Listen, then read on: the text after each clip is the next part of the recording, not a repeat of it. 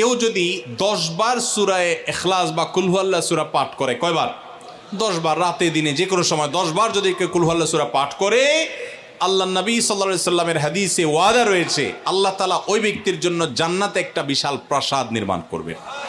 দুনিয়ার কোনো প্রাসাদ না ভাই, পামজমারার প্রাসাদ না ভাই, এটা কোনো দুবাই বা পৃথিবীর কোনো গুরুত্বপূর্ণ জায়গার লোভনীয় কোনো আকর্ষণীয় কোনো জায়গার প্রাসাদ না ভাই, জান্নাতের প্রাসাদ।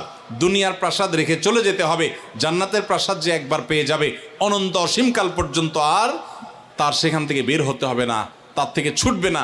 আল্লাহ আমাদের সবাইকে ফজিলত অর্জন করার তৌফিক দান করুন, বলুন আমিন। তাহলে সূরা ইখলাস 10 বার মাঝে মধ্যে পড়তে যদি আমরা চেষ্টা করি, পুরা সূরাটা একবার পড়তে 1 মিনিট সময় কিন্তু লাগে না।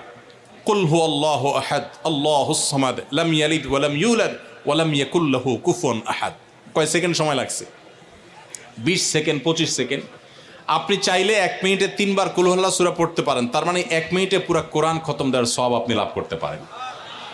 তাহলে অবসর সময়গুলোতে আমরা মুখস্থ তো সবারই আছে, পড়ার চেষ্টা করব না ইনশাআল্লাহ। আল্লাহ আমাদের সবাইকে তৌফিক দান করুন। এবং পড়ার পাশাপাশি এই সূরাতে আল্লাহর একত্ববাদের কথা বলা আছে, মূল বিষয়টা সেটা, শুধু সওয়াব আহরণ করাই উদ্দেশ্য না, বরং এখান থেকে আল্লাহর একত্ববাদের শিক্ষা নিতে হবে। আল্লাহ একক, কুল হুয়াল্লাহু আহাদ, হে রাসূল বলে দিন তিনি আল্লাহ, তিনি একক, তার কোনো অংশীদার নাই, তার কোনো পার্টনার নাই, তিনি কারোর প্রয়োজন তার হয় না। আল্লাহুস সামাদ, তিনি কারোর মুখাপেক্ষী না, বরং সবাই তার মুখাপেক্ষী। লাম ইয়ালিদ ওয়া লাম ইউলাদ, তাকে কেউ জন্ম, তিনি কাউকে জন্ম দেননি আর তাকেও কেউ জন্ম দেয়নি। ওয়া লাম ইয়াকুল লাহু কুফুয়ান আহাদ, তার কোনো সমকক্ষ নাই। ভাইরা আমার, আমাদের সমাজে এক শ্রেণীর নাস্তিক আছে, বরং সকল নাস্তিক ইসলাম এবং মুসলমানদের প্রতি বিদ্বেষ লালন করে, তাদের বড় অংশ। এই নাস্তিকদের একটা কমন প্রশ্ন হলো, তারা বলে আল্লাহ যদি আমাদের সবার সৃষ্টিকর্তা হয় তো আল্লাহর সৃষ্টিকর্তা কে? নাউজুবিল্লাহ। এরকম একটা প্রশ্ন নাস্তিকরা করে।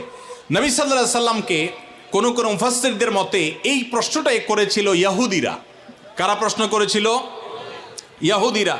সেই জবাবে আল্লাহ তাআলা এই আয়াত নাজিল করেছেন এবং জানিয়েছেন যে আল্লাহ তিনি কারোর জন্ম দেওয়ার মুখাপেক্ষী নন, তাকে কেউ জন্ম দেয়নি, তিনি কারোর মুখাপেক্ষী নন। এখন প্রশ্ন হতে পারে, আচ্ছা আল্লাহ তাআলা তিনি আমাদের সৃষ্টি করলেন বুঝলাম, তাহলে আল্লাহকে কে সৃষ্টি করলো, যেটা নাস্তিকরা করেছে। এই প্রশ্নটা একটা অমূলক প্রশ্ন এবং ভুল প্রশ্ন। এই প্রশ্নটা একটা ভুল প্রশ্ন। কিভাবে ভুল প্রশ্ন? আল্লাহ তাআলা কি সৃষ্টি না স্রষ্টা? সবাই উত্তর দেন। আল্লাহ কি সৃষ্টি নাকি সৃষ্টিকর্তা? আল্লাহ যদি সৃষ্টিকর্তা হন, স্রষ্টা হন, তাহলে তার আবার যদি সৃষ্টিকর্তা খোঁজেন, সৃষ্টিকর্তার জন্য যদি আবার সৃষ্টিকর্তা খোঁজেন, তাহলে তিনি তো আর সৃষ্টিকর্তা হলেন না, তাহলে তিনি সৃষ্টি হয়ে গেলেন। কথা বুঝেন নাই? যার স্রষ্টা থাকে তাকে সৃষ্টি বলে। আমার একজন স্রষ্টা, এক সত্তা আছে, স্রষ্টা, যিনি আমাকে সৃষ্টি করেছেন, আপনাকে সৃষ্টি করেছেন, তাহলে আমরা হলাম সৃষ্টি। যাকে কেউ সৃষ্টি করে তিনি হলেন সৃষ্টি।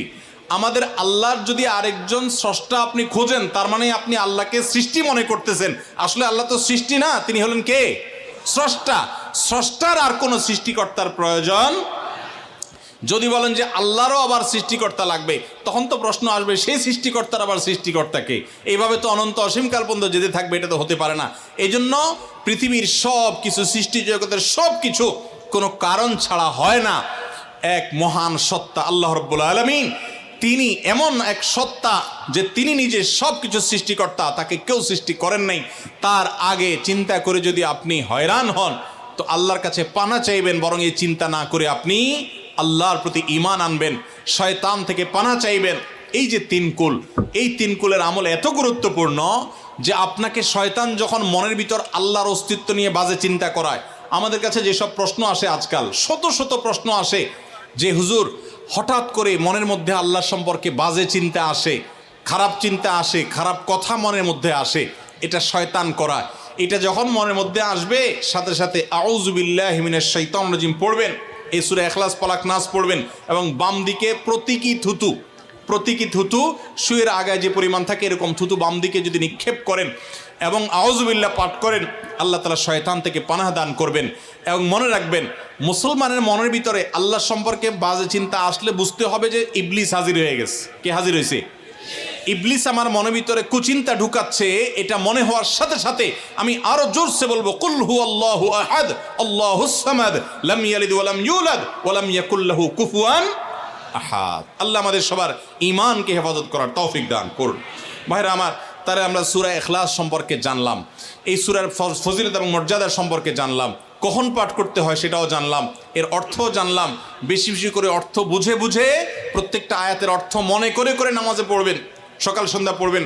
কুল, হে রাসূল বলুন, হুয়াল্লাহু, তিনি আল্লাহ আহাদ, একক, আল্লাহুস সামাদ, তিনি কারো মুখাপেক্ষী না, সবাই তার মুখাপেক্ষী, তার কোনো স্রষ্টার প্রয়োজন নাই, সবার স্রষ্টা তিনি। লাম ইয়ালিদ ওয়া লাম ইউলাদ, তিনি কাউকে জন্ম দেননি আর তাকেও কেউ জন্ম দেয় নাই। ওয়ালাম ইয়াকুল লাহু কুফুয়ান আহাদ, কুফু মানে সমান, তার সমান আর কেউ নাই, তার সামঞ্জস্য, তার সমতুল্য আর কেউ হতে পারে না। তিনি একক এবং অদ্বিতীয়। আল্লাহ তাআলা আমাদেরকে তার জাতের প্রতি, তাওহীদের প্রতি ঈমানকে সঠিকভাবে অবিচলভাবে রাখার তৌফিক দান করুন। আল্লাহ একক কোন দিক থেকে? ইবাদতের উপযুক্ততার ক্ষেত্রে আল্লাহ একক। ইবাদত আর কেউ পাওয়ার উপযুক্ত নাই। সমস্ত ইবাদত, সকল দোয়া, সকল প্রার্থনা শুধু কার কাছে হবে?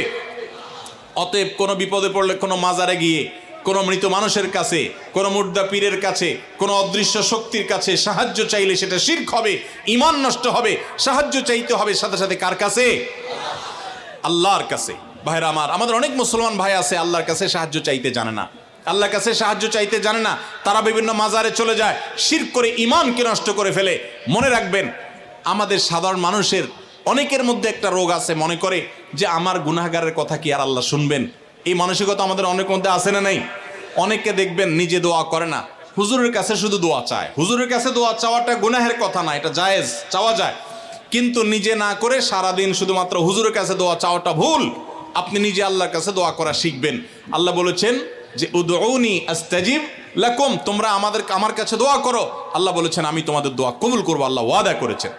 আপনি যত নাখান্দা মানুষ হন, আপনি যত সাধারণ মানুষ হন, আমরা যত গুনাহগার মানুষ হই না কেন, আমরা যদি আল্লাহর কাছে হাত তুলে, হুজুররা যেরকম মায়ের পেজ দিয়া সুন্দর সুরে সুরে কণ্ঠে আপনার মধুরতা মাখিয়ে, তারপরে আপনার ছন্দের তালে তাল মিলিয়ে কবিতার ছন্দের সাথে আয়াত পড়ে দোয়া পড়ে আল্লাহর কাছে চাইতে পারে, আমরা এত সুন্দর করে চাইতে পারি না, কোনো অসুবিধা নেই। ভাইরা আমার, আল্লাহর কাছে চাওয়ার জন্য মায়ের পেচের কোনো কথার দরকার হয় না, চালাকির দরকার হয় না। আরে যার বলার শক্তি পর্যন্ত নাই, সেই বোবাও যদি মনে মনে আল্লাহর কাছে কিছু চায়, আল্লাহ তাআলা আলিমুম বিযাতি সুদূর, বান্দার অন্তরের খবর পর্যন্ত আল্লাহ রাখেন, তার দোয়াও আল্লাহ তাআলা কবুল করেন। এখন আপনারা অনেকে বলবেন, আমি এত বেশি নামাজ কালাম পড়ি না, আমি অনেক গুনাহ করি, গান শুনি, হারাম কাজ করি, অনেক খারাপ কাজে লিপ্ত, আমার দোয়াকে আল্লাহ কবুল করবেন?